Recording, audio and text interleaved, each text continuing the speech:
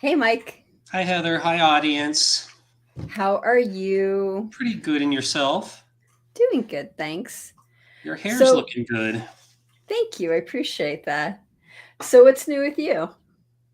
Not too much. Haven't been no huge adventures since the last live stream 2 weeks ago. I did go to, I hiked the subway in Zion National Park for a second time Ooh. last weekend, and I went to a great place. I highly recommend it. It's called Gunlock State Park. Oh. It's in southwestern Utah, not too far from St. George, and it's a reservoir where you can go boating and kayaking, all that jazz. But at the south, at the end of it, where the water comes out, it creates all these waterfalls, and Oh. they're really fun to play with, play in, and the water temperature is really nice this time of year, and you can go cliff jumping. And if you follow my Facebook page, I posted some pictures from that. So, if people don't follow you on Facebook, where can they find this? Because this sounds amazing. Yeah, it's just under my name, Michael Shackelford. It's not wizard related stuff. And, or, just do a search on Gunlock State Park. Of course, the official like government page is going to be kind of dry, but it is so much fun there. I can't believe this place is only 2 hours from Vegas, and I've lived here 22 years and nobody has told me about it. I tend to think that this is kind of like they're trying to keep it like a hidden gem, but I'm giving it to you guys on a silver platter. This is a great place, a great like 1 day excursion from Vegas if you're looking to beat the heat. Oh, sweet. Awesome.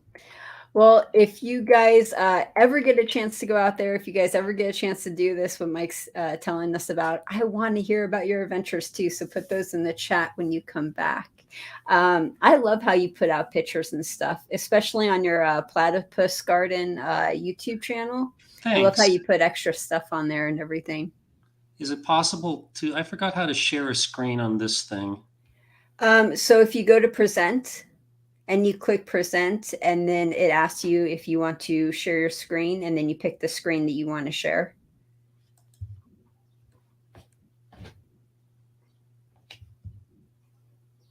Okay. Share screen. Okay. Da, da, da, da, da, da. Um,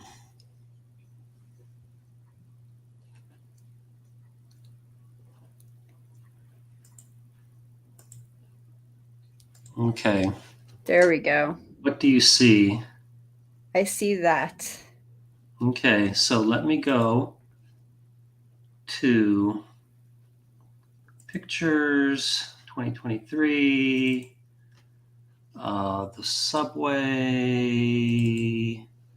and then Gunlock Falls. Um, and yeah, let's see. Okay, this is the subway, which is beautiful, but I'm not trying to talk about that right now. Okay, so this one, let's see if you can see it. Yeah. So this is one of the just many waterfalls at Oh, Gunlock State Park. And that's me there. Yes, I have a farmer tan and no upper body strength. Let's just get that out of the way. you Uh, have to have upper body strength. You did the kayaking trip on the Colorado River. How many times? You are so freaking strong. I'm always amazed by that. oh, at my age, though, you lose your strength real fast. And I haven't been on a serious kayaking trip in a while. Okay, these are just some other people there. This is one of like kind of the more gentle pools. So here I am again. So you can see these waterfalls behind me. It's kind of a good challenge to try to get, or is this? No, I think the water here was going real fast. But in some places, if you swim real hard, no, you can see. I don't know if you can see my pointer. You can kind of see somebody right back here. Oh, So yeah. it's fun to try to get behind that waterfall, but you have to swim really hard. And this woman with the red top and all these pictures, that's my friend Joe. Oh, cool. Um, So here we are at the top. Like if you want to get to one section to another, you might have to climb up to the top and then cross over and then go down to wherever you want to go. Here I am like holding a cloud. So this is a cliff. This is a small cliff jump. I'll show you this video. Huh, it stopped halfway. Let me see if this one goes all the way. Right before you hit the water. Let's try this one. There we go. But I have I have a better one somewhere. Why are there so many duplicates?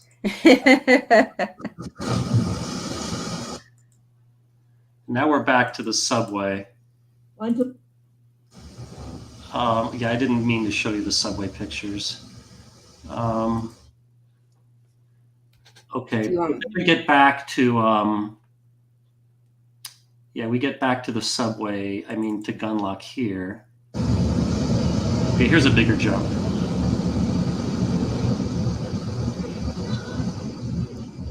Wow.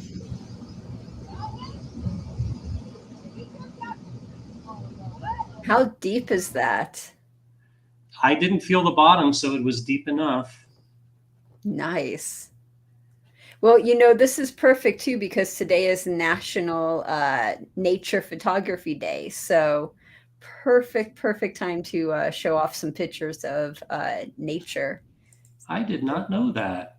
Okay, so here's the reservoir part. This is my friend Joe on a stand-up paddleboarding, obviously. And this is me on my paddleboard. And yeah, the rest are just kind of like that. Nice. I love it. Okay, so I'm going to stop sharing and here we go. Yeah. So again, Gunlock State Park, huge, 2 big thumbs up. That's awesome. Now I should say, sorry, before you go, I would check the official website just to make sure the water is flowing. I could see that in a dry year, you may not get the waterfalls some of the time. I don't know. I've only been there once. It's so interesting how many things you could do around Las Vegas that are nature related.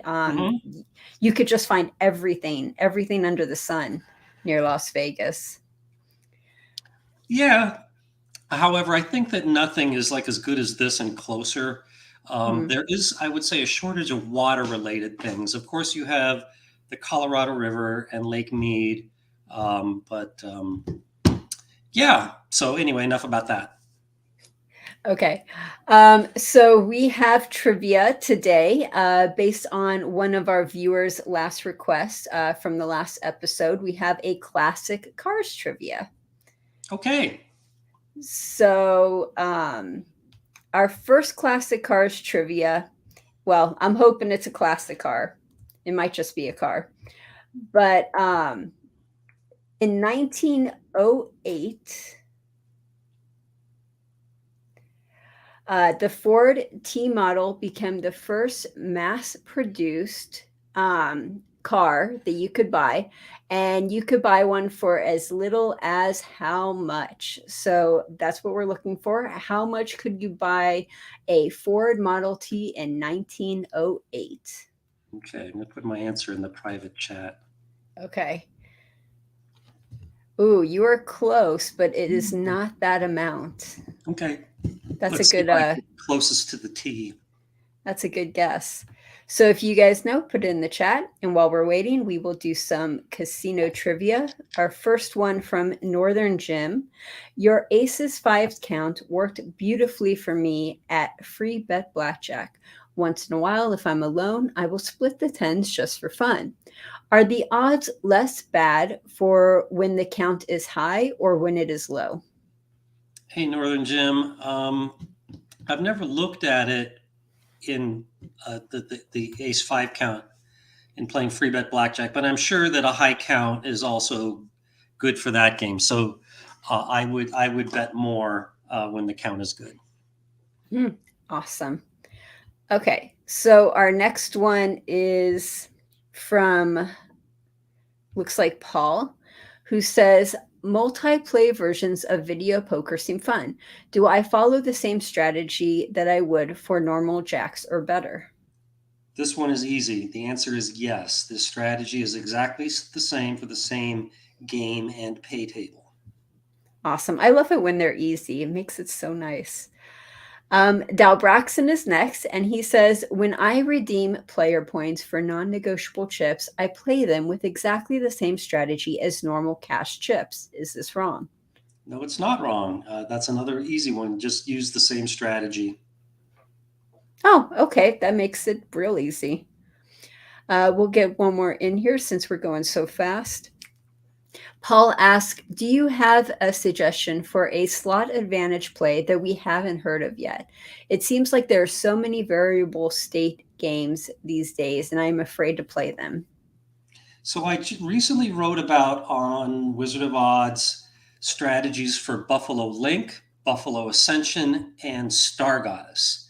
So if you haven't checked those out, which I put up about a month ago, check those out.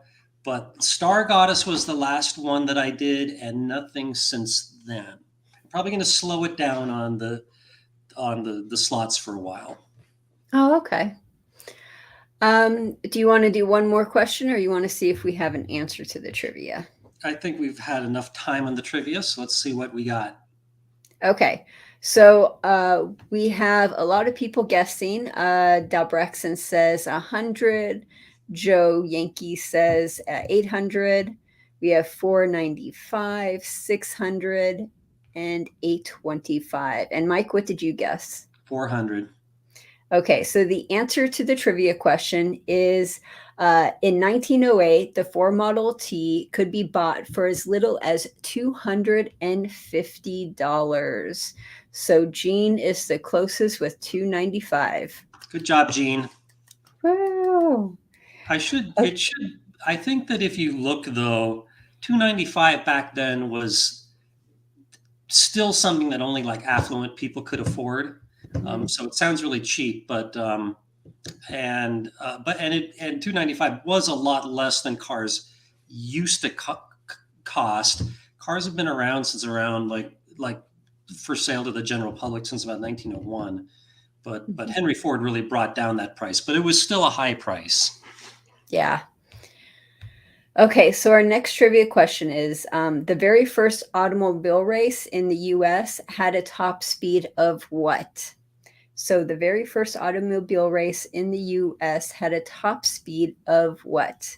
If you guys know, put the answer in the chat.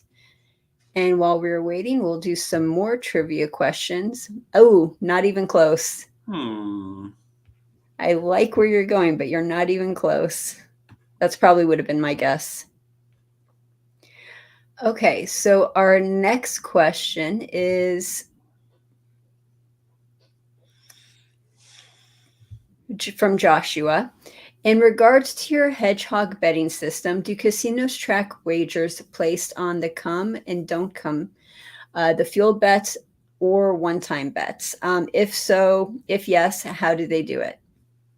Okay, what they're supposed to do is, at least from what I hear, is they're supposed to track your low house edge bets, medium, and high, and put those all into their system. But I can tell you in reality that the floor staff are really stretched thin, and they probably are going to just put in one single number under medium. And what number do they put in, you might ask? What they do is they just look, they come by at a random time and see how much money does player X have on the table, not counting the odds, and they throw that into the system, probably as a medium or maybe a low house edge bet, and that's it. So that's about the best I can do with that one. And frankly, I would like to know more information about this for purposes of talking about my hedgehog betting system.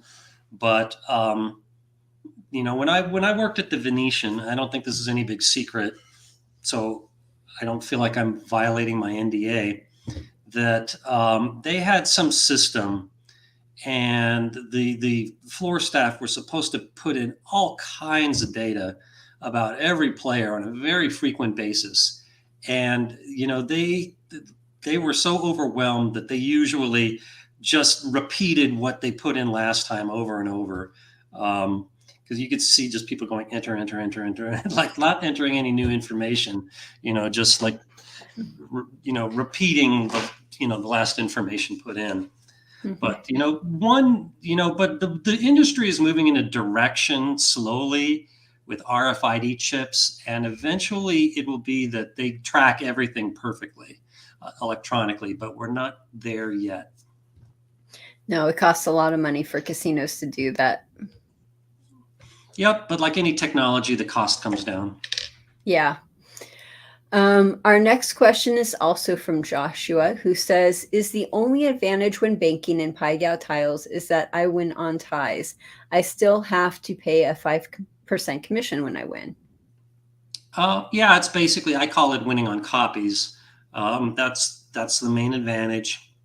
But if you're playing against a whole bunch of people, the wins and losses offset. So you only pay the 5% on the net win, which is also good. Okay. And then our next question is from Paul, who says, have you used the Boring Company's loop? Is it useful for tourists? And how about the downtown loop bus? Do you know what he's talking about? I think he's talking about the loop that Elon Musk built that's under the strip that connects the convention. You don't know what I'm talking about? It connects the convention center to what? I think it connects it to the strip casinos. However, it might just go in a loop, but it has rainbow lights and it's underground and everything. And I'm pretty sure Elon Musk is the one that built it. How do I not heard of this? You haven't heard of this? I've seen on Las Vegas Loop. Yeah, you could do the Boring Company too, because that's the name of his company, and it's the convention loop.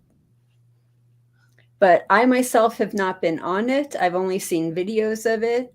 Same with the downtown loop bus. The buses are typically very useful for tourists. Definitely use the bus. Do not walk. I've had players who they tried to walk from the Stratosphere to downtown, and then they were surprised that they were mugged. And I'm like, that should not be a big surprise. Do not walk from downtown to Stratosphere. I know it seems not far, but okay. Doing a quick search on this, there is a bus loop called the Loop, but that is just a bus route. And then this says Elon Musk's Boring Company Las Vegas Loop is under construction, going to be ready by year's end. But then this was published in 2020. Yeah, it should be available for anyone to use. Okay, I'm gonna have to look into this. This will give me something to write about. Nice. If you drive through it, I'd love to hear what you think. All right. Well, yeah, I'm sorry to be so out of touch. You got to learn about something somehow, right? Yep. Okay, next question. Not a question. Jason says, good day. Good day, hello. mate. Good day. Yes Note says, I have a fun bet about pi, and I can recite all of the digits of pi. How many digits of pi can you recite? Okay, without looking at my shirt, I think 3.1415926,858, and that's probably as far as I can go. Let's see. That's impressive. Oh, here, let's get a big image on No, it's 535. There you go. I said 838. It's 535. Yeah. But I don't think it's necessary to memorize pi to lots of decimal places to appreciate it. I think it's understanding, how often pi comes up in infinite series and in just formulas, especially in probability. You just see pi and e come up all over the place in higher mathematics, especially in calculus and probability. And it's I don't know, I just find it, amazing is not even a strong enough of a word. I almost kind of think of it as a sign that there is a higher intelligence in the universe. But I don't want to pontificate too much about that. Well, don't they say math is just another like religion? Same. If it's a religion, sign me up. I'm a total math nerd. I just love math. I can't get enough of it. Like in my free time, I'm usually watching math videos or solving math problems. What do you find fun about it? Like, what do you get a joy or a kick out of it? Just Like, like what? solving a math problem or learning something about math that I didn't know before. So it's sort of like a puzzle, or it's like one of your Rubik's cubes where you would solve it and you get that Mm, burst of Math dopamine. doesn't really help with the Rubik's Cube at all. I really like probability questions and game theory Hmm. and geometry, calculus. Um, so there's various people that I follow on YouTube that have math related channels, and yeah, I'd love to follow that stuff, and yeah, keep my mind sharp Awesome. with math. Very cool. Okay, so moving on, we are going to go and see what the answer to the trivia question is. If you don't remember, the trivia question was the first automobile race in the US had a top speed of what? Mike, you said 50, right? Hmm. Gene agreed with you at 50, and we had a bunch of responses all the way from 5 up to 50. And the person who was closest was Yes Notes. The top speed was 15 miles an hour, and Yes Notes said 20 miles an hour. Good job, Yes Notes. Whew.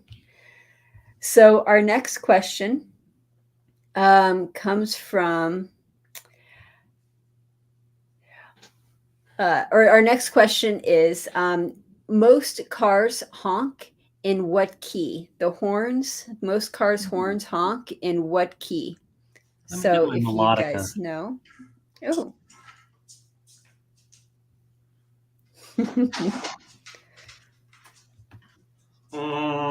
That's kind of like a honk. Mm, that's A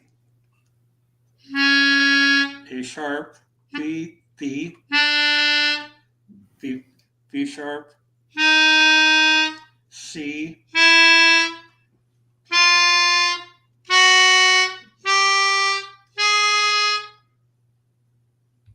I kind of like that one.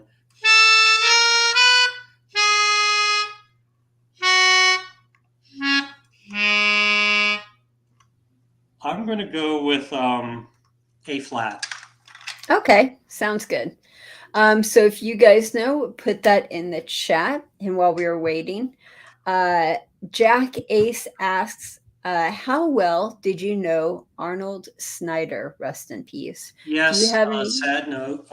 Sorry to interrupt you. You're good. Yeah, so for those who don't know, Arnold Snyder passed this last week. Let me Hmm. show you one of his books, if I can find it real quick. Da, da, da, da, da. Yeah, I happen to have two of them.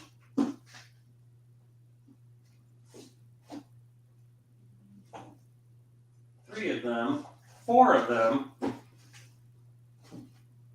five of them. Wow. Let's see, I didn't know I had so many.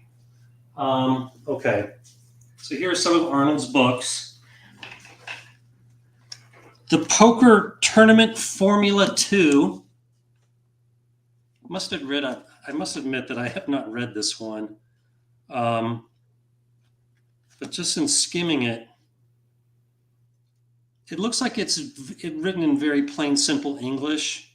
Um, you don't see like tons of tables, which I don't like in poker books, to be honest with you. So there you go. Here is the Big Book of Blackjack. Um, this is, I would say, written at a beginner level, and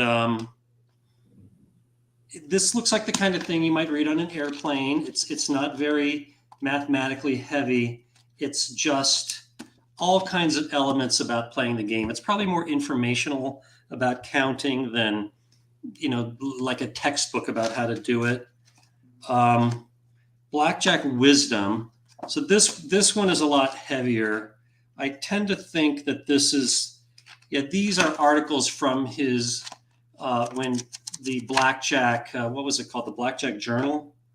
Um, there used the Blackjack newsletter, something like that. Um, he used to have the Blackjack Forum. That's it. So he was a regular writer for that. And then this is a collection of his articles from the Blackjack Forum. Black Belt in Blackjack. So this is, again, miscellaneous advice for advanced counters. And here's the Poker Tournament Formula, Volume 1. I should read that poker book. Okay, but the question was, did I know Arnold? And do I have any good stories about him? When I co-hosted Gambling with an Edge, he was our guest once, and he came into the studio, which we always appreciate. And afterwards, I believe we went out for drinks afterward. And he was a very down-to-earth guy. He was not. You could talk about anything. It didn't have to be about blackjack or gambling. And he just dressed in a very simple manner, and just kind of had messy hair, and the kind of probably just a down-to-earth guy who would be fun to hang out with.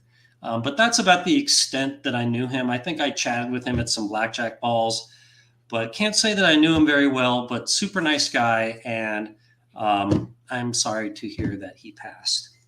Yeah, it's always sad when someone we know passes, especially someone that's contributed so much to a community. Yeah. So, it is what it is. The best you can hope for is to live a long, happy, and healthy life. Fingers crossed. So our next question comes from Jean, who says, in games that are countable, are there any bets that get worse for the gambler as other bets get better? Or do all bets track a plus or minus EV together? Well, most card counting is on blackjack, a blackjack side bet, or a baccarat side bet. And okay, so the game of baccarat is a little countable, and I explain how to do it on my website.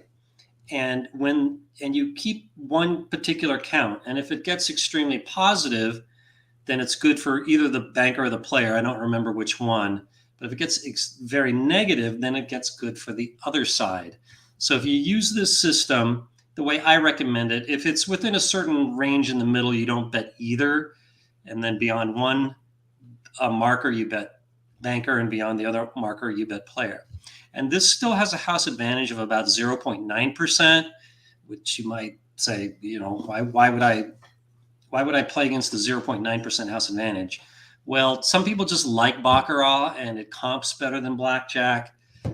And keep in mind the house edge on the banker is 1.06 and on the player is 1.24. So you are seeing an improvement in the house edge. In other words, a reduction of it.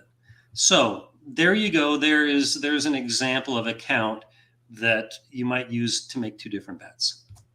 Okay. And then our next one comes from Northern Jim, who says, I bet $1 for the dealer on every hand, split, double, all that. It's small, but it adds up. About 10% of the dealers are unfriendly, but I still do the dollar bet to not penalize the pool. Am I enabling bad apples? Yes, you are. I do not tip unfriendly dealers, or dealers that are just mean. If the service is bad in any way. And yes, I know that they pool tips, but it's just a matter of principle. When you tip, it's not just the money, it's an expression of thanking the dealer for their good service. And I'm not going to say thank you if the thank you is not deserved. And by the way, I don't know how much you're betting, but $1 a hand is a pretty generous tip. I would only be doing that if I was betting like 200 a hand. Um, even that's still a half of a percent. So maybe $500 a hand might I be betting $1 every single hand. So yeah, there's my answer that yeah, you are rewarding the bad apples and you probably are over tipping. I overtip. I definitely overtip, but I used to be a casino dealer, so there's probably something behind that. Mm-hmm. The average that I would see when I used to deal was if someone was betting like $100 or less, it would be between $1 and $5. And then if it was above 100, let's say 100 plus, it would be $5 plus. But I bet So those weren't every hand. it depended on the player. Yeah, it really depended on the player. Okay. And I agree with you about the bad apples. Some dealers are a lot of dealers have opinions about bad dealers who don't pull their weight. Let me just put it that way without going into a whole rant about it. Yeah, a good question that comes up on my forum a lot is what do you like better? Casinos where tips are pooled or where dealers keep their own? And the downside when dealers keep their own is there's a lot more hustling for tips. But I think overall, I like it better when dealers keep their own because you're getting better service. And yes, there's a little bit of a shakedown, but I'm willing to get shook down to get better service. An example of that would be the Stratosphere. They keep their own tips. I did not know that. Yep. Okay, so our next question comes from I'll get it one day. When finding the house edge and odds on a game, do you need to find the perfect strategy first, or are you able to find the odds without finding the strategy first? The house edge is generally based on optimal perfect strategy. And a good example of that is video poker. Um, Again, my house edge figures are assuming 100% perfect optimal strategy, which nobody knows. But, it's just the most convenient measurement. Now, with Blackjack, though, if you go to my Blackjack house edge calculator, it shows it to you three different ways: optimal, basic strategy with a cut card, and basic strategy with a continuous shuffler. Okay. Yeah, but for the poker variants, it's generally with perfect strategy. Okay. Before we go to the answer to the trivia, Jack Ace says the loop goes underground and there is a stop at Resorts World. Okay. Again, I'm going to look into this my next visit to the strip. That sounds good. Okay, so the trivia question that we had was, let's see if I could. There it is. Most car horns honk in what key? And Mike, you said A sharp. Is that right? I said A flat. A flat. The answer to that is F. Most car horns honk in the key of F. And Okay. Let's see. we had one person. Wait, let's see. Here are the Fs.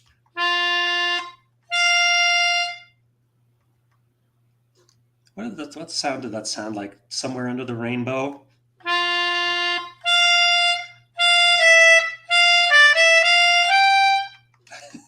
You're really good at that. No, I'm not. No, I'm not. But better than me. But now I'm curious. What are the first? Let me look up the sheet music to Somewhere Under the Rainbow. Okay, but go on. I interrupted you. You're good. So Joshua was the closest, F sharp. So Joshua, you win that trivia. Is it F or F sharp? I think the hashtag is a sharp. Yeah, I'm not musically inclined. It is. Okay. So our next question is, What year was the first electric sunroof introduced? So, what year was the first electric sunroof introduced? By the way, at least at the this what I'm looking at, the first two notes over the rainbow are both A flat. Okay. Anyway, okay. So what year was the first what? Electric sunroof. Hmm. So, if you know, put that in the chat. Okay. And Mike, you are close. You're really close. So if you guys know, put that in the chat. And as we wait for you guys to do that, our next question is from Joe, who says, is the random number generator the random formula used in numbers for Mac and Excel trustable enough to use when creating a baccarat shoe simulator? I know the R random number generator in Excel used to be really bad. Like I think it repeated every 16,000 numbers. I would like to think that they've made improvements to it by now, but I'm not sure. Apple, I don't want to speak to. I don't like Apple products, although I must admit I use an iPhone, but I don't like Apple computers.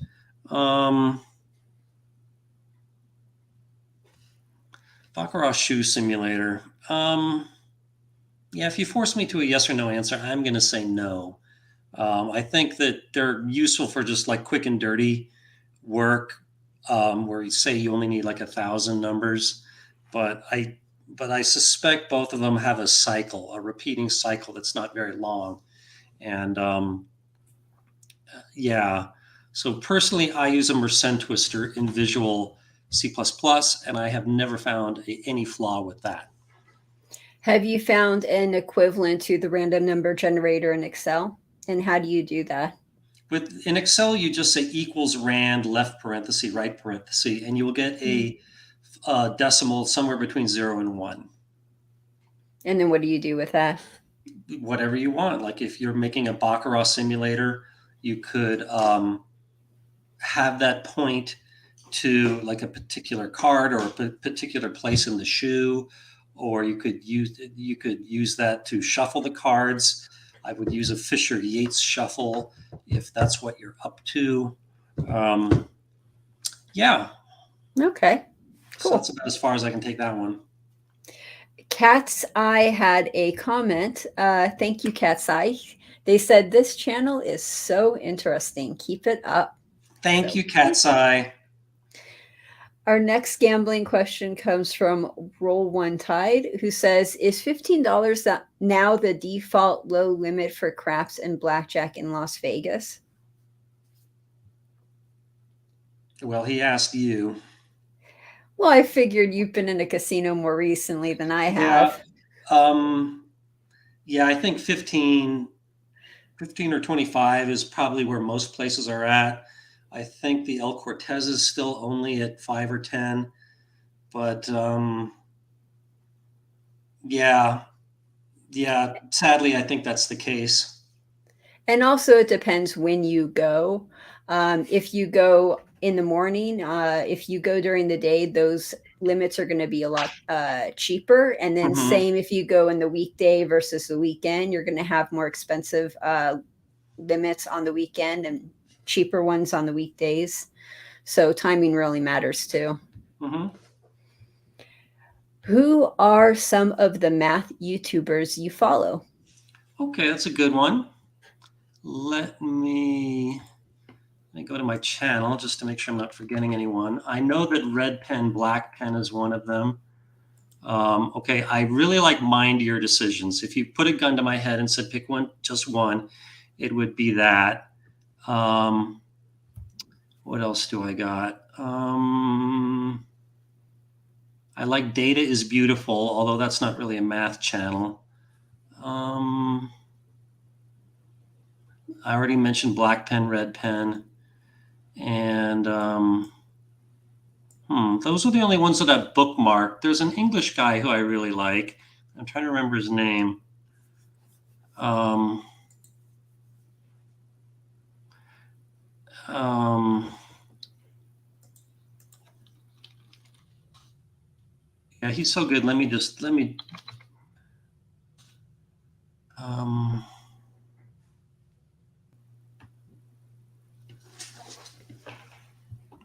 Another channel I really like is Physics Girl, but she has been really, sadly, really sick for a while.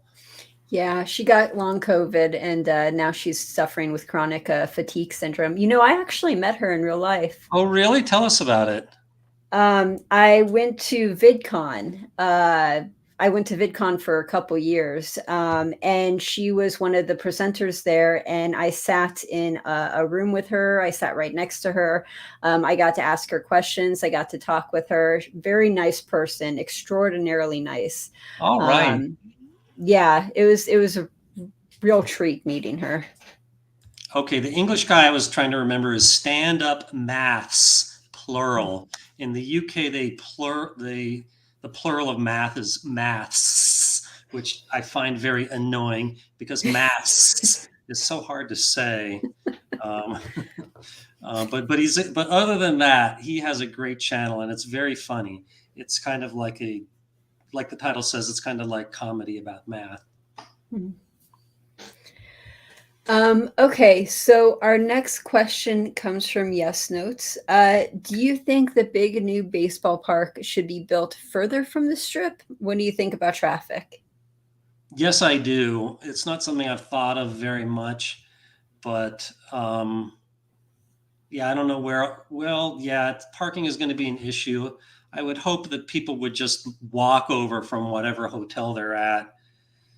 But yeah, traffic will be horrible before and after every game, and that's such valuable real estate. And a baseball, but then again, an argument could be made that there are so many hotel rooms within walking distance. It would at least be convenient for people coming in um, to the city just to see a game. And also with questions like this, I respect the free market.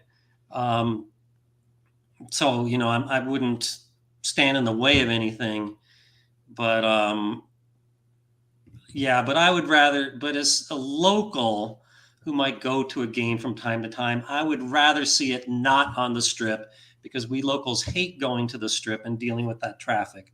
So I'd rather see it in someplace a little more convenient to get to. And by the way, not that I was asked, but I oppose spending uh, government money on privately owned stadiums. So not that I was asked again, but I personally oppose the deal because the state is going to be spending hundreds of millions of dollars in tax incentives to get the team. Well, technically, isn't it brand new that Las Vegas even has teams? Before, we used to not have any teams at all because it would conflict with gambling and sports betting. Yeah, that's true. You know, I don't need to have sports teams, just my opinion. I like Okay. them, but I don't think the government should be subsidizing them. Yeah. Now, is this the same baseball park that was going to be at the Rio and now it's at the Trop? I guess so. Okay. I don't follow that topic that much. Okay. So we are going to see what the answer to the trivia question is. And the trivia question was, what year was the first electric sunroof introduced? And people have plenty of guesses ranging from 1935 to 1980. The answer to the question was 1969. And Mike, you were just 6 years away from that on your guess. All right, just 6 years off. Yep. And as far as on the chat, it looks like Yarnell got it with 1970. So Ooh, okay. All right. Good job. that was good. Okay. So our next trivia question is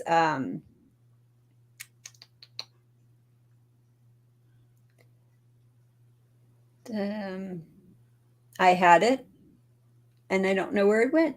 So I apologize for the silence. It's okay. Um, okay.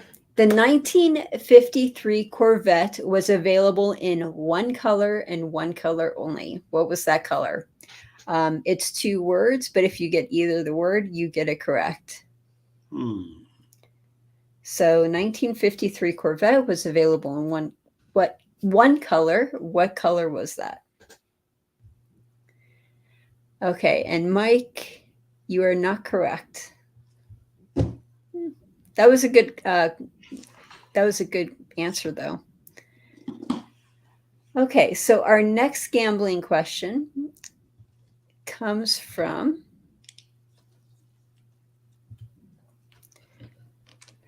Stista. What mathematics class have you found to be the most useful for gambling math? Hmm. I would. Hmm. I would go. Computers are much more.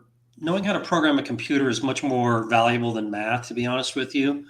But I would probably say probability and statistics. Hmm. Okay, Yep. Easy answer there. I love the easy answers. Okay, so our next question comes from Max, who says, is there a difference between hopping all the sevens or betting the any sevens in house edge? Yeah, absolutely. You should hop the sevens. So if you hop the sevens, let's assume the um, that it pays 30 to 1. So the house advantage is going to be 13.89%. Whereas if you bet any seven, the house edge is 16.67%. Of course, it's horrible either way. But if someone puts a gun to your head and makes you bet on a seven in craps, you should hop it. Hmm. Very good advice. And then our next question comes from Yarnell, who says, I watched your video today on Match 52 and was wondering, is that game available in any casino yet? And how does a casino decide what game to pick? Like what new Okay. game to pick? Yeah, Heather knows a bit about this game too. So yeah, so in April they had the Global Game Protection and Table Games Conference at the Sahara in Las Vegas, and I made videos of about 10 different games, and I the one for Match 52 was the second one that I published on YouTube just yesterday. And I did the math on the game, at least the latest version of it. So, okay, but let me remind myself what the question was. No, the game is not available in any casino yet. I would be patient on that. And okay, how does a casino decide to pick up a new game? I could talk about that for a long time. Usually there's a connection between the game owner and the table game director. He might be doing somebody a favor by letting this game into the casino. A lot of these games are represented by big companies. Um, and again, there might be string pulling involved.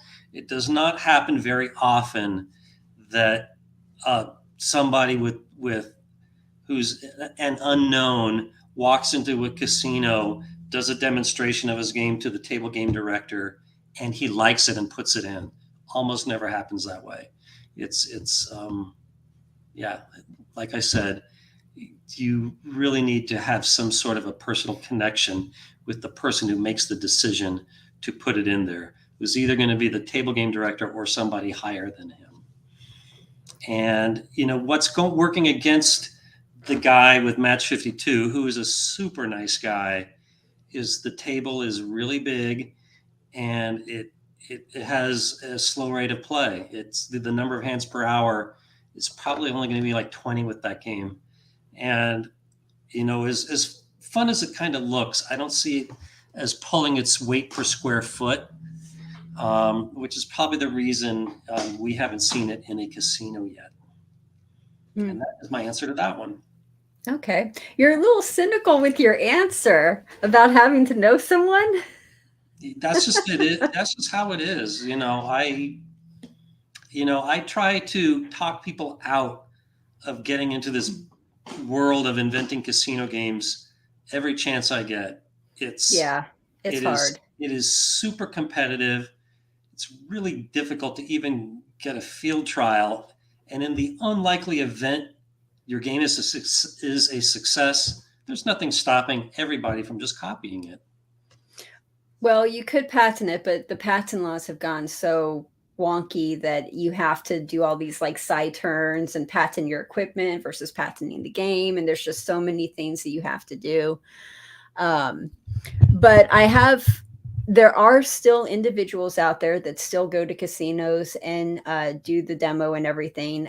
It is part of the casino manager's job to watch those, and they typically get at least 5 a month, requests and everything. So there's plenty of interest and plenty of people out there that want to get into this, but it Mm-hmm. is extremely difficult. Okay, well, that's about as far as I'm going to take that one. Okay. And by the way, Match 52 is awesome. I just have to say that. Nicest guy. He is so awesome. He is really amazing. Okay, so the next question is not a question. We have a few comments in here. And Cat's Eye says, I also do not tip bad surface. And in New Zealand, you are not allowed to tip at the casino. It is against the rules. Yay for New Zealand And again. yeah, New Zealand's the best. Cat's Eye says, we have been having a lot of fun on your channel, especially with video poker. So thank you very much. You're welcome. And the next question is from Joe, who says, how does it make you feel if you see a dealer that you have tipped playing a casino game after their shift has ended? Wouldn't bother me. If that's how they, that's what they like to do, then, just have at it. I figure that once I've given the tip to you, that's your money and you may do with it what you wish. Yeah. And I would say a good 30% or 1/3 of casino dealers like to gamble on their off hours. So it's not unusual to see that. Also, it can make you a better dealer because if you're the player, you have more perspective and then you could treat the players how you wish to be treated. So it's good for the dealers to do that. Now, I got a story. I loaned a dealer, a coworker of mine, a couple $100 10, 15 years ago. And I saw her playing with that money afterwards because I used to work 2 jobs. So I would go to another casino after my dealing at another casino, and she would be there after work playing more money than what we made because I knew what we made because I was making the same thing and I was the pick clerk. So I was putting in the numbers. Oh, I was so mad at her. So mad. So, okay, I had to get that out. I would be mad too. We'll do one more question and then we'll get to the trivia answer. Max says, is it possible to play with craps with an advantage if you play pass income with full odds and comped only? Well, to that I would say that if you're getting comped more than you're giving up in the house advantage, then you have an advantage. And it would depend upon the casino how generous they are with craps. But still mathematically playing just against the game by itself, you're not going to have an advantage no matter how you play craps. Yeah. Okay, so the question that I asked you guys for trivia was the 1953 Corvette is available in one color and one color only. What is that color? And we had a lot of people guess red, apple red, fire hydrant red, some gray, some blue, but I don't see the answer here. Black. Blue. Yep, I do not see the answer. So the answer to that, it was only available in polo white. Polo white. No other color. Did not know that. Learn something new every day. Yeah, my mental image of a Corvette is red, Hmm. like Prince song. So that's why I said red. And when you said it's two words, I said cherry red. And that was a really good guess, too. I like how you did the cherry red. Thanks. Yeah, you're welcome. Okay, so our next trivia question is the 1962 Chevrolet Impala SS 409 has the quickest time doing 0 to 60 in how long? So, how long does it take the 1962 Chevrolet Impala SS 409? Uh, how long does it take it to do from 0 to 60? Hmm.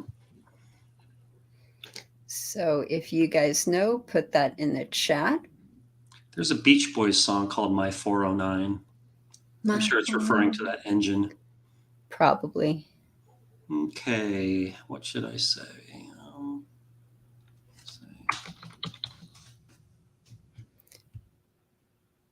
You are very close. You're pretty close. Okay. So the next gambling question, while we are waiting for you guys to put your answers in, is from John, who says, "I entered the casino with $1,000 and want to leave with 2,000. What is the best strategy? One shot blackjack hand, or some form of martingale?" I would do. Um, yeah, I would just do one single bet. The problem with doing just one single bet in blackjack is you might is if you bet the full 1,000, you wouldn't have money to double or split. So I think it would not be a bad idea to say bet 500 in blackjack, and that way you have some money to double or split. And let's say that you win that hand. Now you're at 1,500. Then I bet 250. Um, the next one, but then you might start going up and down, and the house edge will start grinding you down. So another good strategy would be to bet, say, the don't pass in craps. Like let's say it's 3, 4, 5 times odds, which always comes to laying 6 times. As I might bet 1/7 of $1,000 on the don't pass, and then 6/7 laying the odds. And that's not going to get you all the full way to 1,000, but hopefully you win that. And something like that. You want to hit and run with something like that. And if you want to keep it simple, it wouldn't be a terrible idea to put the full thing on the player bet in baccarat. Now you might say, what about the banker bet? That's a lower house advantage, but then you have that 5% commission. Um, not saying that the player is better, but let's say you bet the full 1,000 on the banker and you win 950. Then I might bet 50 on the player just to try to get it the rest of the way. Something like that. The key thing is play a low house edge game and make big bets. Just try to get that full 1,000 all in one shot. Very cool. Our next question comes from John, who says, "Do AP these days only involve themselves with slots, or are classic casino games still exploitable?" Well, one could talk about this a long time. So you've heard me talk about how a lot of slot machines are vulnerable to advantage play if left in a high state. But the classic casino games are definitely still vulnerable too. For example, card counting and blackjack or flashing dealers, things like that. And there's still like abusing promotions that are too generous, going after generous mail, internet casino bonuses. There's always going to be a whole host of advantage plays out there. Yeah. Okay, so our next question is from, actually, it's a statement. Joe says that my hair looks good. Thank you. I just had to say that real quick. Okay. So Northern Jim says, for your information, I followed your advice from last time about counting the ruby bet at Baccarat, 3 cards total of 9, and I've won. Right. Won regularly, the 10-1 payout. Okay. Woo. Well, I see it's 4 o'clock, by the way. Okay, so But let's see the answer to the trivia question. okay. How fast can the Corvette go? Okay. Joshua said 5.2 seconds. Yes Notes said 12 seconds. And it looks like that is pretty much the only guesses that we had. And the answer to that is a 1962 Chevrolet Impala SS409 can go 0 to 60 in 4 seconds. 4 seconds. Wow, pretty fast for such an old car. Yes. I said 7 seconds, by the way. You were pretty close. So when is the next time we're going to do this? All right, let's see. We're starting to enter kind of my busy travel season. So in 2 weeks, I'm getting a colonoscopy. So I probably should have gotten one a long time ago. So June 29th is out. How and I might be in Yosemite on July 6th. That's kind of up in the air. Okay. So how about July 13th, just to be safe. July 13th sounds good. So we'll do 3 p.m. Pacific Standard or Pacific Daylight Times, July 13th. Awesome. Looking forward to it. Good luck with the medical. Thank you. Mm-hmm. Okay, well, thanks, Heather, for producing the show, and thanks, audience, for all your questions and comments and just showing up. Yeah, thank you guys so much. And it's always a pleasure. I love doing these with you. Oh, the pleasure is all mine. Okay, you guys. See you next time. Yep, and by the way, don't forget Father's Day on June 18th and June 19th is Juneteenth, and June 21st is the first day of summer. Okay, so a lot going on. Yep. Okay. Okay. Bye. Bye.